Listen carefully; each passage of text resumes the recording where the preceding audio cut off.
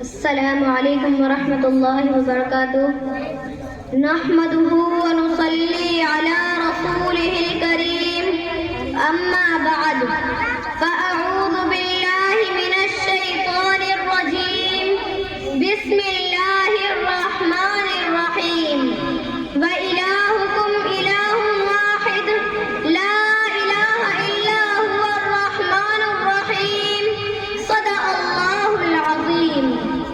میرے الفاظ گونگے ہیں کروں تعریف کیا اس کی. میرے الفاظ گونگے ہیں کروں تعریف کیا اس کی. مردہ خاک ہڈیوں کو زندہ صورت اٹھاتا ہے.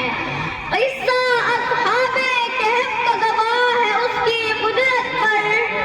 قصہ اصحاب کہف کا گواہ ہے اس کی قدرت پر جو صدیوں بعد سونے کی حقیقت میں جگاتا ہے. حکم مستحکم حاضرین انجمن، ابھی میں نے آپ حضرات کے سامنے قرآن مقدس کی ایک آیت تلاوت کی ہے جس کے اندر اللہ تعالی نے ارشاد فرمایا کہ اے لوگوں تمہارا معبود ایک ہے، اس کے علاوہ کوئی معبود برحق نہیں. وہ رحمان ہے، رحیم ہے، کریم ہے، مہربان ہے.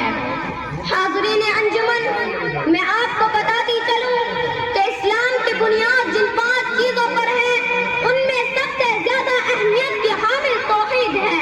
اگر عقیدہ توحید میں ظلم پیدا ہو جائے، اگر عقیدہ توحید میں کمزوری پیدا ہو جائے، اگر عقیدہ توحید متزلزل ہو جائے، اس میں آمیزش ہو جائے، اس کے اندر ملاوٹ پیدا ہو جائے، تو یاد رکھنا کوئی عمل عند اللہ قابل قبول نہ ہوگا.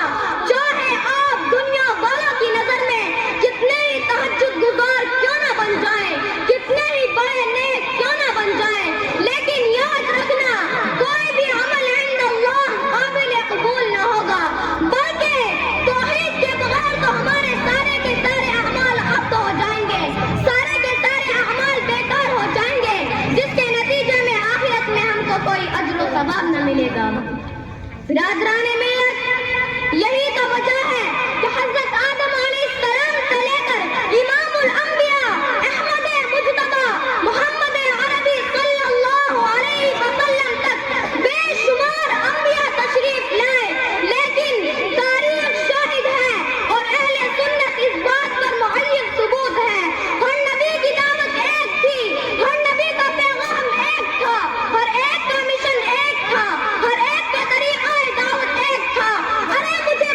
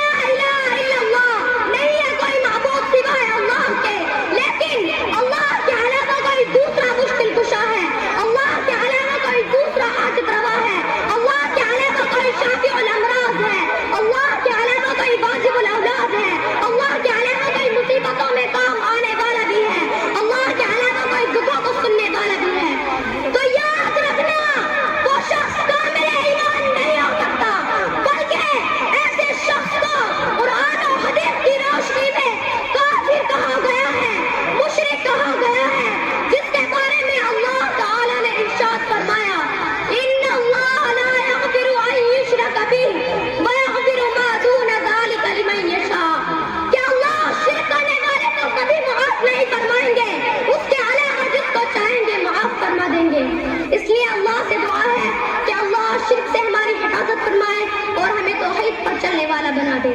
آمین. وما علینا الا البلاغ.